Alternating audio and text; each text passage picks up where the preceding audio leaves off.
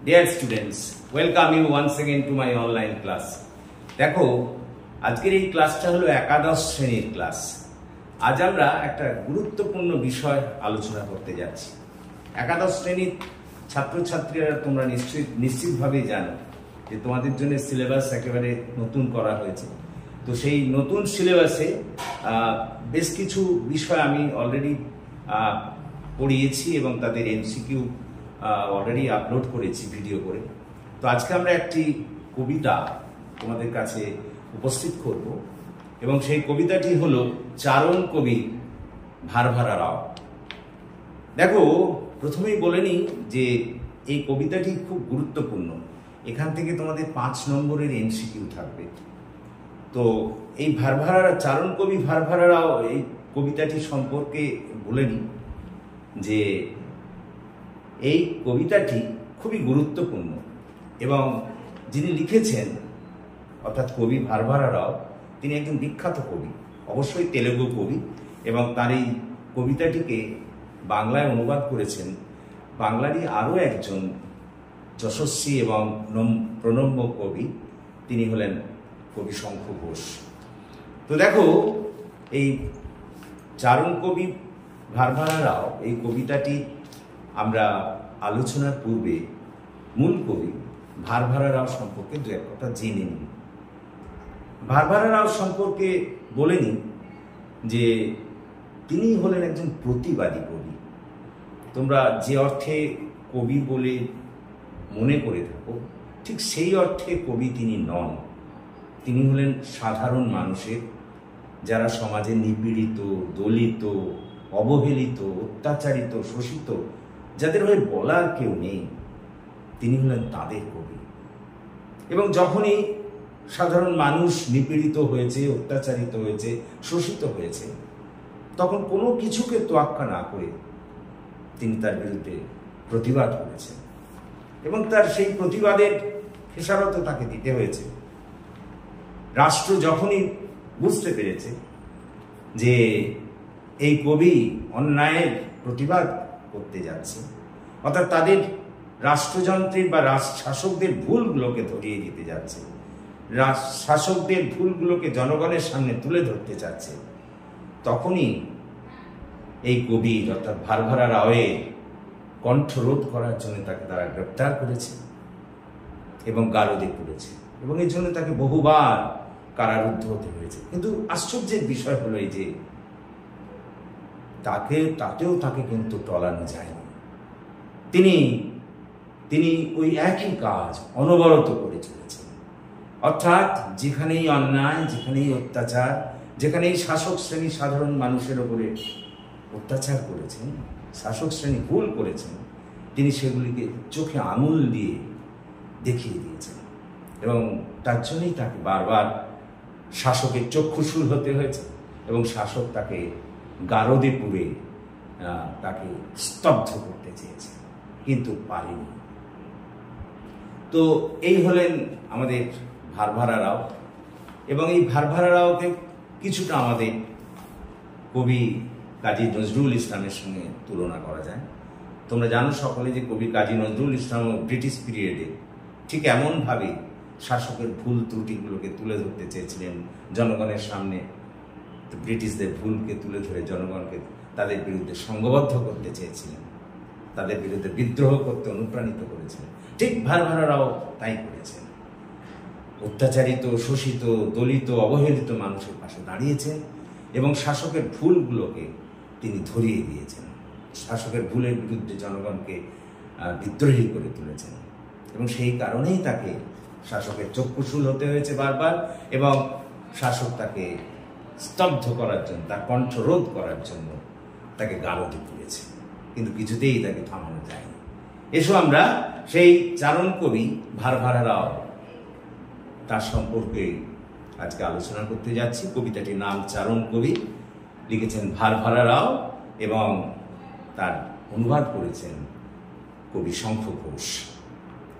দেখো আমরা line by line explanation করে তারপরে এরই যা যা এমসিকিউ হয় আমি 50টি এমসিকিউ এর থেকে আপলোড করে দেব এবং প্রত্যেকটা লাইন থেকে যাতে তোমাদের কোনো অসুবিধে না হয় দেখো আমি প্রত্যেকটা লাইন পড়ছি।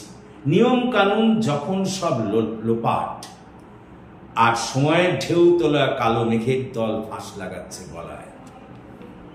কবি কি বলতে চাইছেন শোনো, নিয়ম কানুন যখন সব লোপাট, যা সাধারণ, যা স্বাভাবিক, শাসক শ্রেণী সেই নিয়ম কানুনকে সমস্ত লোপাট করে দিচ্ছে, ধ্বংস করে দিচ্ছে। শাসক শ্রেণী তাদের নিজেদের স্বার্থ রক্ষা করার জন্য যা স্বাভাবিক, যা হওয়া উচিত, সেই সব নিয়মকে ধ্বংস করে দিচ্ছে। ধ্বংস করে দিয়ে নিজেদের স্বার্থ রক্ষা করার জন্য নিয়ম তৈরি করছে। আর সেই নিয়মেরই, যে সেই অনাচারেরই বা সেই অত্যাচারী নিয়মেরই যে প্রতিবাদ করতে যাচ্ছে, সঙ্গে সঙ্গে তার কণ্ঠরোধ করছে। আমি আবার বলি, কবি প্রথম লাইনে কি বলতে চাইছে? নিয়ম কানুন যখন সব লোপাট, অর্থাৎ যা স্বাভাবিক নিয়ম, যা হওয়া উচিত, সেই নিয়মকে শাসক শ্রেণী ধ্বংস করে দিচ্ছে, নষ্ট করে দিচ্ছে নিজেদের স্বার্থ রক্ষা করার জন্য।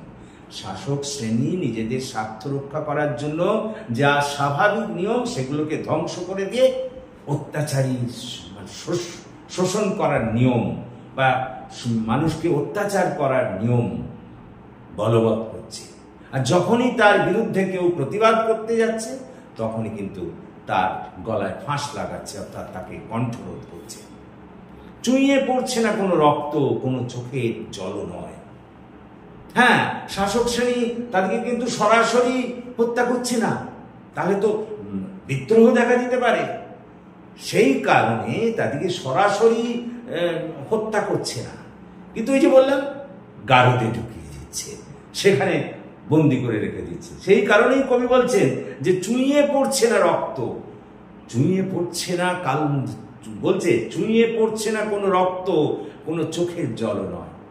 হ্যাঁ, যারা ওই অত্যাচারী আইনের প্রতিবাদ করছে, তাদেরকে জনসমক্ষে তারা খুন করছে না, হত্যা করছে না, তাহলে তো রক্তারক্তি হলে জনগণ খেপে উঠবে। সেই কারণে তাদেরকে কি করছে? তাদেরকে কারা অন্তরালে পাঠিয়ে দিচ্ছে, কারাগারে বন্দী হিসেবে রেখে দিচ্ছে। ফলে তাদের চুইয়ে রক্ত পড়ছে না, বা তাদের চোখের জলও কিন্তু দেখা যাচ্ছে না, কারণ তাদেরকে তো কারা অন্তরালে পাঠিয়ে দেওয়া হচ্ছে। ঘূর্ণিপাকে বিদ্যুৎ হয়ে উঠছে বাজ। দেখো, শাসক শ্রেণী যদি তাদের ভুলগুলোকে প্রথমেই শুধরে নিত, তাহলে ব্যাপারটা গুরুতর হতো না। কিন্তু শাসক শ্রেণীর এই ভুলের জন্য, তারা কোনো ওই প্রথমে যে ভুলটা করছে সেটা না শোধরানোর জন্য, সামান্যতম ভুল সেটাই বিরাট আকার ধারণ করছে। তাদের সামান্যতম ভুল যখন তারা শুধরাচ্ছে না, তখন সেটাই বিরাট আকার ধারণ করছে। সেই জন্যই বলছেন যে সাধারণ যা বিদ্যুতের রেখা, সেটাই বজ্র হয়ে উঠছে। অর্থাৎ শাসক শ্রেণী ইচ্ছে করলে নিজেদের ভুলটা প্রথমেই শোধন করে নিতে পারতো, তাহলে কোনো সমস্যাই হতো না, সবকিছুই মিটে যেত। কিন্তু শাসক শ্রেণী তো তা করবে না, ছোট সমস্যাটাকে ছোট অবস্থাতেই শেষ করছে না, যার ফলে সেই ছোট সমস্যা বৃহৎ আকার ধারণ করছে। সেই কারণেই কবি বলছেন বিদ্যুতের রেখাও হয়ে উঠছে বাজ, অর্থাৎ ছোট সমস্যাগুলো হয়ে উঠছে বিরাট সমস্যা। পরের লাইনে আবার লিখছেন, দেখো, ঝিরঝিরে বৃষ্টিও হয়ে উঠছে প্রলয় ঝড়। একে ঝিরঝিরে বৃষ্টি প্রলয় ঝড়ের আকার ধারণ নিচ্ছে। মানে কি? মানে যে ছোট ছোট সমস্যা বা ভুলগুলো তারা করছিল, সেইগুলোকে তারা শোধরাচ্ছে না, ফলে সেই ছোট ছোট ভুলগুলোই পরে বিরাট আকার। ঝিরঝিরে বৃষ্টি সাধারণ একটা ঘটনা, তাকে যদি সেই সময় তারা দমন করতো, অর্থাৎ ওই নিজেদের ভুলগুলো সংশোধন করে নিত, কিছু হতো না। কিন্তু তা না করে তারা সেটা করে ভুল করেই চলেছে, যার ফলস্বরূপ সেই ঝিরঝিরে বৃষ্টি ও প্রলয় ঝড়, অর্থাৎ এই ছোট ঘটনাও বিরাট আকার ধারণ করেছে। তাহলে প্রথম থেকে কি হল? প্রথম থেকে বললেন কবি ভারভারারাও বলছেন যে সব স্বাভাবিক নিয়ম কানুন ছিল, শাসক শ্রেণী নিজেদের স্বার্থ রক্ষা করার জন্য সেই সব নিয়ম কানুন ধ্বংস করে দিচ্ছে, সেই সব নিয়ম কানুন বদলে দিচ্ছে, দিয়ে নিজেদের স্বার্থ রক্ষা করার জন্য অত্যাচারী শোষণের নিয়ম কানুন চাপিয়ে দিচ্ছে। আর যখনই কেউ তার ওই প্রতিবাদ করতে যাচ্ছে, তখনই তার কণ্ঠরোধ করার জন্য তাকে গরাদে পুড়ছে, মানে তাকে জেলে পুড়ছে। আর যেহেতু তাকে জেলে পুচ্ছে, যেহেতু তাকে সরাসরি খুন করছে না, সুতরাং রক্ত চুইয়ে পড়ছে না। সরাসরি খুন করলে তো রক্ত চুইয়ে পড়তো, তাকে চোখের অন্তরালে কারাগারে নিক্ষেপ করছে। সেই কারণেই বলছেন কবি যে তার রক্ত চুইয়ে পড়ছে না, বা তার চোখে জলও দেখা যাচ্ছে না, কারণ তাকে অন্তরালে পাঠিয়ে দেওয়া হয়েছে। কাকে? যে ওই অত্যাচারী আইনের প্রতিবাদ করছেন। কবি নিজে প্রতিবাদ করেছিলেন, সেই জন্য কবিকেও ওই কারা অন্তরালে প্রেরণ করা হচ্ছে। তারপরে বলছেন যে ছোট ছোট ঘটনা, যেগুলো শাসক প্রথমেই নিজেদের ভুলটাকে যদি শুধরে নিত, তাহলে সেগুলো বড় ঘটনা হয়ে উঠতো না। সেটাকে কবি এখানে দুটো দৃষ্টান্তের সাহায্যে বুঝিয়েছেন যে বিদ্যুৎ রেখাও যেমন বজ্রে পরিণত হয়, ঠিক তেমনি তাদের ছোট ঘটনাগুলো পরে বড় হয়ে উঠছে। বা ঝিরঝিরে বৃষ্টি যেমন প্রলয় ঝড়ে পরিণত হয়, ঠিক তেমনি ভাবে তাদের ছোট ঘটনা শোধরানো না জন্য প্রথমেই সেগুলো পরে বৃহৎ আকার ধারণ করছে। মায়ের বেদনাশ্রু বুকে নিয়ে জেলের গরাদ থেকে বেরিয়ে আসছে কবির কোন লিপিকার স্বর, কিন্তু কবিকে তো কারোর পাঠিয়েও তাকে চুপ করানো যায়নি। কবিকে চুপ করানো যায়নি, সেখান থেকেই তার কিন্তু ওই প্রতিবাদী কণ্ঠস্বর কিন্তু বেরিয়ে আসছে। গারদের ভেতর থেকেই তিনি তার ওই প্রতিবাদকে করতে শুরু করেছেন, তো প্রতিবাদ করতে শুরু করেছেন এই অন্যায়। তারপর কি বলছেন? যখন কাঁপন লাগে জিভে, বাতাস মুক্ত করে দেয় সুর। জিভে কাঁপন মানে কি? জিভ কাঁপতে শুরু করা, তার মানে যখন প্রতিবাদী কণ্ঠস্বর বেরিয়ে আসে, তখন সেই প্রতিবাদী কণ্ঠস্বর সুরকে মুক্ত করে দেয় বাতাস। বাতাসে বাতাসে সেই সুর ছড়িয়ে পড়ে। গান যখন হয়ে ওঠে যুদ্ধের শস্ত্র, কবির ওই গান তখন যেন যুদ্ধের হাতিয়ার হয়ে ওঠে। কবির ওই বিদ্রোহী গান, বিপ্লবী গান যেন মানুষকে জাগিয়ে তোলে, সে যেন যুদ্ধের হাতিয়ার হয়ে ওঠে। কবিকে তখন ওরা ভয় পায়, তখন কবিকে ওরা আরো ভয় পায়। ওরে বাবা, এ কি করছে? এ তো জনগণকে আমাদের বিরুদ্ধে খেপিয়ে দিচ্ছে।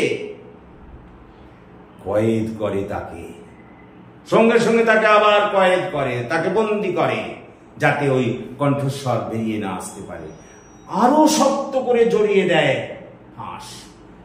আগেই তো বন্দি করেছিল, কিন্তু যখন দেখছে তা সত্ত্বেও তাকে কাবু করা যাচ্ছে না, আরো নতুন নতুন আইন তৈরি করে তার কণ্ঠকে রোধ করার চেষ্টা করে। কারা? শাসকেরা। কিন্তু তারই মধ্যে কবিতার সুর নিয়ে শ্বাস ফেলছেন জনতার মাঝখানে। না না, ওই ফাঁস দিয়েও কবিকে কণ্ঠরোধ করা যায়নি। সেখান থেকেও তার প্রতিবাদের কণ্ঠস্বর বেরিয়ে আসছে, বাতাসের মধ্যে দিয়ে ছড়িয়ে পড়ছে জনগণের মধ্যে। কবি অবস্থান করছেন জনতার বুকে, জনতার মধ্যে, জনতার মাঝখানে।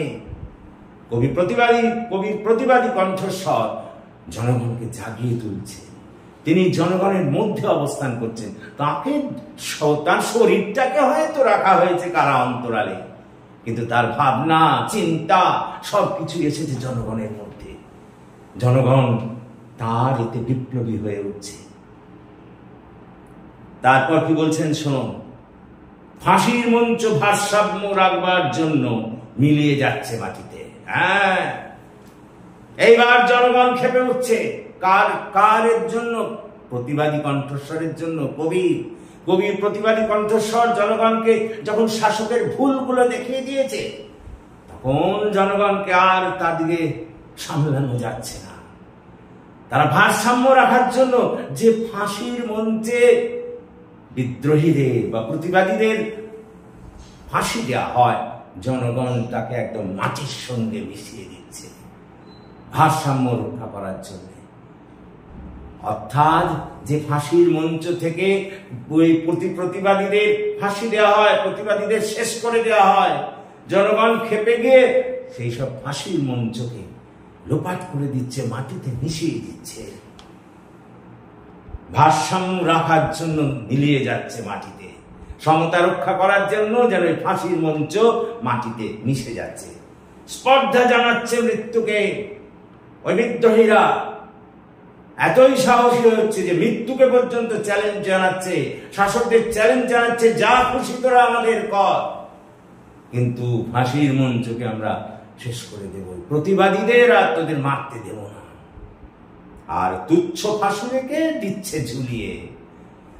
ফাঁসুরে মানে কি? যারা ফাঁসি দেয়, অর্থাৎ যে ওই সরকার, যে রাষ্ট্রযন্ত্র তাদেরকে ফাঁসি দিচ্ছিল, জনগণই এবার তাদেরকে ফাঁসি দেওয়ার ব্যবস্থা করছে, অর্থাৎ জনগণই শাসককে শেষ করে দেওয়ার চেষ্টা করছে। কার অনুপ্রেরণায়? প্রতিবাদী কবি কণ্ঠের অনুপ্রেরণায়। অর্থাৎ এই কবিতাটির মধ্যে দিয়ে আমরা যা জানতে পারলাম তার সারাংশটা বললে এইরকমই হয় যে চারণ কবি, এই কবিতাটির কবি হলেন ভারভারা রাও। ভারভারা রাও এখানে একটা চরম সত্যের প্রতি আলোকপাত করেছেন। তিনি বলছেন যে শাসক শ্রেণী নিজেদের স্বার্থ রক্ষা করার জন্য যা প্রকৃত নিয়ম তাকে লোপাট করে দেয়, তাকে শেষ করে দেয়, দিয়ে নিজেদের অত্যাচারী শোষণকারী নিয়মকে জনগণের ওপর চাপিয়ে দেয়। আর তখন যারা সেই অত্যাচারী শোষণের নিয়মকে প্রতিবাদ করতে চায়, তাদেরই কণ্ঠরোধ করতে চায় শাসনযন্ত্র, তাদেরই কণ্ঠস্বর রোধ করতে চায় শাসকেরা।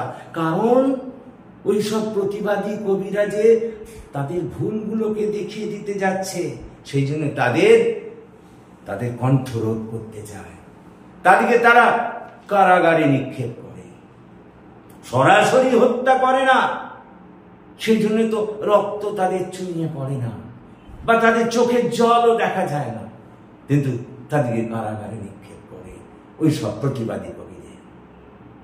কবি বলছেন শাসকেরা যদি নিজেদের ভুলগুলোকে প্রথমেই শুধরে নিত, তাহলে ছোট ঘটনাগুলো কোনোদিনই বড় হয়ে উঠত না। অর্থাৎ ওই বিদ্যুতের সামান্য রেখা বজ্র হয়ে উঠত না, কিংবা ঝিরঝিরে বৃষ্টি প্রলয় ঝড় হয়ে উঠত না, যদি শাসকেরা নিজেদেরই ত্রুটিগুলোকে প্রথমে শুধরে নিত। কিন্তু তা তো তারা শুধরায়নি, বরঞ্চ অত্যাচার, শোষণ, নিপীড়ন সাধারণ দলিত শোষিত মানুষদের উপর চাপিয়ে দিয়েছে। এবং সেই কারণে ছোট ঘটনা বিরাট আকার ধারণ করেছে। যেমন বিদ্যুতের রেখা বাজে পরিণত হয়, কিংবা ঝিরঝিরে বৃষ্টি প্রলয় ঝড়ে পরিণত হয়, তেমনি ভাবে ওই শাসকের ছোট ছোট ভুল বিরাট ঘটনার সৃষ্টি করেছে। কবি আরো বলছেন যে এতেও কিন্তু কবিকে থামানো যায়নি, তাকে জেলে তো পাঠানো হয়েছে, সেখান থেকে তার প্রতিবাদী কণ্ঠস্বর বেরিয়ে আসছে, জেলের গারদ থেকে বেরিয়ে আসছে তার ওই প্রতিবাদী কণ্ঠস্বর। কবি আরো বলছেন যে যখন জীবের কাঁপন লাগে, অর্থাৎ জীব থেকে যখন প্রতিবাদী কণ্ঠস্বর বেরিয়ে আসতে থাকে, তা বাতাসের উপর ভর করে সমগ্র আকাশ বাতাসকে মাতিয়ে তোলে, তখন কবির ওই গান, বিদ্রোহী গান, ওই প্রতিবাদের গান জনগণকে উদ্দীপ্ত করে শাসকের বিরুদ্ধে। ওটা যেন তাদের হাতে যুদ্ধের অস্ত্র হয়ে দাঁড়ায়, এবং তখনই ওরা কবিকে আরো ভয় পায়, এবং আবার কয়েদ করে তাকে, আবার বন্দী করে তাকে, এবং পূর্বের চেয়ে আরো কঠিন আইন দিয়ে কবির কণ্ঠকে পরিপূর্ণ রোধ করতে চায়, আরো ফাঁস লাগায় তার গলায়। কিন্তু না, কবিকে শেষ করা যায় না। কবি গরাদের ভেতর বসেই প্রতিবাদী কণ্ঠস্বরকে প্রকাশ করতে থাকে। আর তখন কবির শরীরটা হয়তো ওই জেলের মধ্যেই থাকে, কিন্তু তার বাণী, তার কবিতা, তার গান জনগণকে উদ্দীপ্ত করে তোলে। তিনি যেন জনগণের মণিকোঠায়, জনগণের হৃদয়ে অবস্থান করেন, সাধারণের মধ্যে তখন তিনি অবস্থান করেন। হ্যাঁ, হয়তো তার শরীরটা ওই কারাগারে আছে, কিন্তু তার বাণী, তার অনুপ্রেরণা, তার প্রতিবাদী কণ্ঠস্বর প্রতিটি জনগণকে জাঁকিয়ে তুলেছে। তার অবস্থান হয় তখন ওই সাধারণ মানুষের হৃদয়ের মণিকোঠায়। তা ঠিক তখনই ওই সাধারণ জনগণ জেগে ওঠে। সাধারণ জনগণ প্রতিবাদী কণ্ঠস্বর, কবির ওই প্রতিবাদী গানে জেগে ওঠে এবং জেগে তারা ফাঁসির মঞ্চকে মাটির সঙ্গে মিশিয়ে দিতে চায়, যাতে আর কোনো প্রতিবাদীকে ফাঁসি দিতে না পারে ওই শাসকেরা। এবং তখন সাধারণ মানুষ মৃত্যুকেও চ্যালেঞ্জ জানায় এবং যে ফাঁসি কাটে প্রতিবাদীদের ফাঁসি দেওয়া হচ্ছিল, সেই ফাঁসি কাটে ওই শাসককে, অত্যাচারী শাসককে তারা ঝুলিয়ে দিতে চায়। এই হচ্ছে আমাদের চারণ কবি ভারভারা রাওয়ের কবিতার অংশ পড়ে শোনালাম তোমাদের আমি। প্রথমে তার আমরা প্রত্যেকটা লাইনের ব্যাখ্যা দিয়েছি, তারপরে তার সারাংশ করেছি। আশা করি তোমরা বুঝতে পেরেছ। আমি বলি, এই কবিতার সঙ্গে সঙ্গে আমি আরো একটি ভিডিও আপলোড করছি, যেখানে 50টি MCQ এখান থেকে করা থাকবে। তোমরা সেগুলোকে পড়ো। আমি তোমাদের আশ্বাস দিচ্ছি যে সেখান থেকেই তোমরা কমন পাবে, কারণ প্রত্যেকটা লাইন থেকে আমি MCQ করে দিয়েছি। এই ভিডিওর সঙ্গে সঙ্গে নেক্সট ভিডিওতেই দেখবে তোমাদের সামনে আসছে 50টি MCQ। এর লাইন বাই লাইন ব্যাখ্যা তো পড়লেই জানলে আমার কাছ থেকে, এর পরের ভিডিওতেই পাবে তার 50টি MCQ। তো আশা করি তোমরা বুঝতে পেরেছো। যদি তোমরা বুঝতে পারো তাহলে প্লিজ তোমরা বন্ধুদের মধ্যে এটিকে শেয়ার করো, এবং শুধু শেয়ার করেই থেমে থেকো না, আমার এই চ্যানেলটিকে প্লিজ সাবস্ক্রাইব করো, যাতে আমি আরো এগিয়ে আসতে পারি এবং আমি তোমাদের আরো বেশি করে সাহায্য করতে পারি। So that's all for this day. Thank you for watching and listening. Please comment, share and subscribe to my channel. Have a good day.